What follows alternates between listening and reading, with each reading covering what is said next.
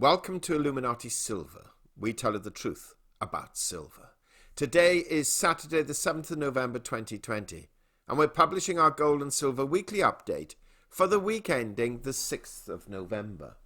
We also briefly look at political events, of course, because of the presidential election, and economic reports which could shape and have shaped what happens to the US dollar and therefore precious metal prices this past and coming week.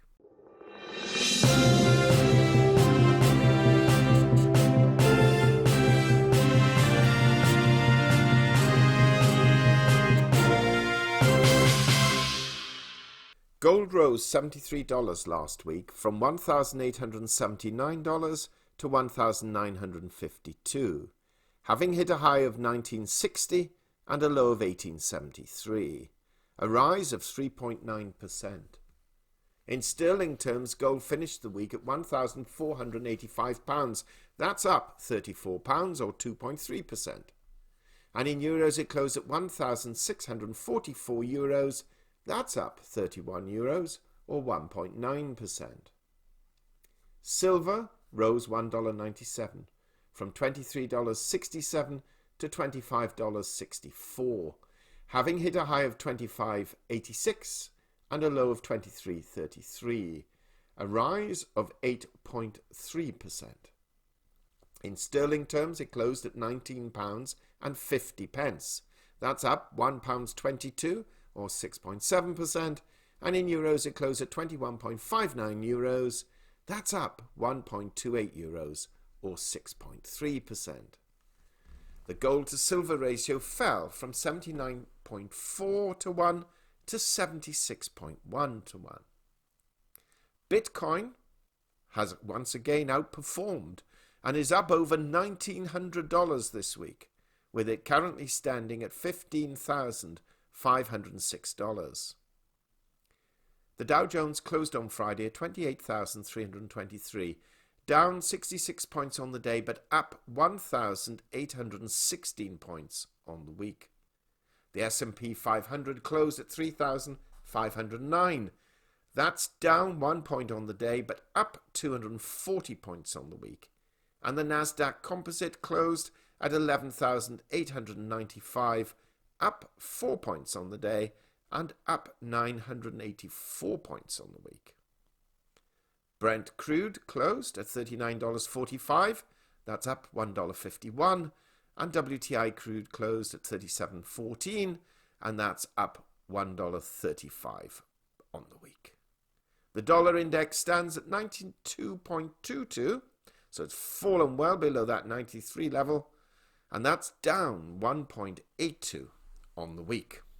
Our conclusion from last week stated, quote, "We're still sticking our neck out here and predict that gold will operate within the $1,800 to $2,000 price band and silver between $20 and $27, both as outliers, but the indications are that they will both operate closer towards the lower end of the scale rather than the higher end, unless of course there is the turmoil which could result from an undecided election result, and what, if any, violence may emanate thereafter.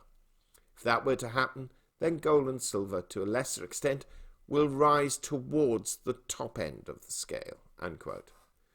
Well, last week, apart from a very short dip upon opening, we saw gold prices continue to rise, culminating in a week's closure just $8 short of a 6-week high.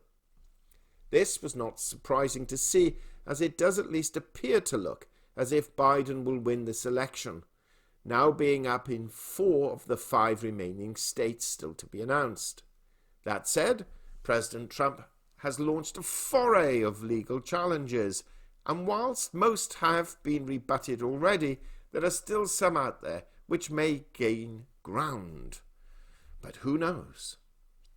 The dollar has fallen quite drastically against a basket of currencies, and with the index down almost 2 points, it's not surprising that most commodity prices have risen.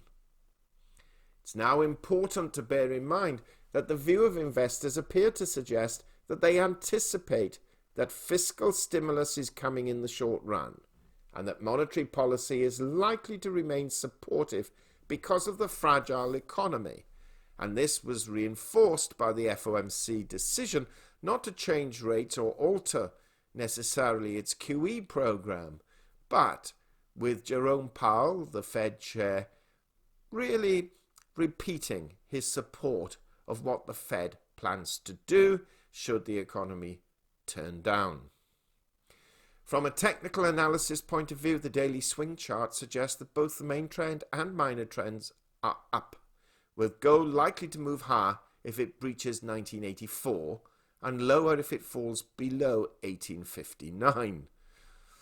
For it to reach 1859, though, gold will have to break through a few support levels, including 1917 and 1890. We still see some strong resistance lying around the $2,000 mark, but there is no doubt the outlook does appear to be more bullish at present as opposed to bearish. We still suspect, though, that apart from some unexpected announcement or geopolitical event, we still see gold trading more or less between $1,900 and $2,000, with $1,800 still being a downside outlier, and possibly 2050 being an upside outlier. Silver behaved similarly to gold last week, but the uptrend was only really confirmed from Wednesday onwards. The dollar, having hit a fresh 2-month low on Friday, certainly helped buoy both gold and silver prices. Now, from a technical perspective, $26 is resistive, followed by a considerable resistance at $27. $23 is highly supportive, and frankly the ranges we've mentioned over the past 4 or so weeks are still in play as far as we're concerned. The US economic news announced last week was broadly favourable, with manufacturing and services PMIs more or less higher, and the 3 jobs reports all showing an improving, or at least a satisfactory improvement. The unemployment rate has dropped from 7.9% in September to 6.9% in October, and Q3 productivity, though, was a little disappointing. Now, this coming week, there is much less data being announced, and most of it towards the end of the week. On Monday, there is absolutely nothing scheduled. Tuesday, we have just the NFIB Small Business Index for October, and on Wednesday, again, nothing scheduled because of Veterans Day. On Thursday, though, we have the weekly jobless claims report, the Consumer Price Index, core CPI, and federal budgets, all for October. And on Friday, we have the Producer Price Index for October and the Consumer Sentiment Index for November. So, this coming week, of course, the presidential election result will dominate. The Republican Party, having performed much better than the opinion polls originally suggested, shocked many for sure. But frankly, it is difficult at this stage to see a path for a Donald Trump victory. As already mentioned, Biden is leading in 4 of the 5 states still to be announced. The current figures show he's 7,000 ahead in Georgia, 23,000 in Nevada, 29,000 in Pennsylvania, and 30,000 in Arizona. And apart from Arizona, his lead has continued to increase. So where does this leave us for next week? Well, the dollar's taken a hit, and some foreign exchange traders believe it will recover a little, which will be negative gold and silver. But that said, if Biden does announce a win, we can expect potentially more financial stimulus being introduced, even if one has to wait until the new year to get it. But of course, markets anticipate, theoretically at least, the future. This will certainly underpin gold and silver prices. So next week, we see gold broadly operating within $1,900 to $2,000, with $1,800 lying underneath and 2050 being an upward outlier. And silver primarily operating between $23 and $27, with $22 to $28 being outliers. We should also not forget the coronavirus figures either. Just shy of 50 million infections worldwide and 1.25 million deaths. And the US having 132,000 cases yesterday and 1,248 deaths, which I think overall is their worst day ever, I think, this certainly does not appear to be abating.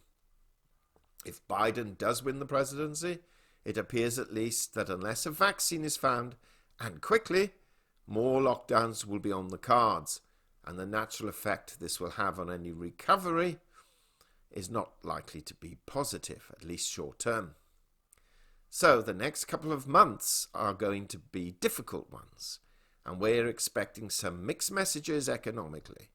But we are remaining steadfast in our confidence in precious metals for the months and the next few years certainly ahead. What do you think? Do share your thoughts. Meanwhile, thank you so much for listening, and if you haven't already done so, please subscribe to our channel. Not forgetting to press the bell sign so that you're notified of our videos as and when they are published. And we have published a few what we thought were quite interesting videos this past week, but we suspect because people are more closely watching the election, those videos have not been viewed by as many of our subscribers as they normally are. So we would ask that if you have the time, that you take a look. Finally, we wish you a safe and enjoyable weekend, and of course, as always, a prosperous week ahead. We hope you have found this video interesting and informative, and if so, please give it a thumbs up and share it on social media. Please ensure that you have subscribed to our channel and press the bell sign so that you are notified of any future videos. Also, kindly visit our website at illuminatisilver.com, and if you haven't already done so, please subscribe either as a free or paying member for regular email updates and offers. Disclaimer: Illuminati Silver owners come from a background of banking, international wealth management and economics. Having now retired from these worlds, we are not qualified to give investment advice. Therefore, this and other productions must not be deemed to be giving such advice and merely represent the personal views of its owners.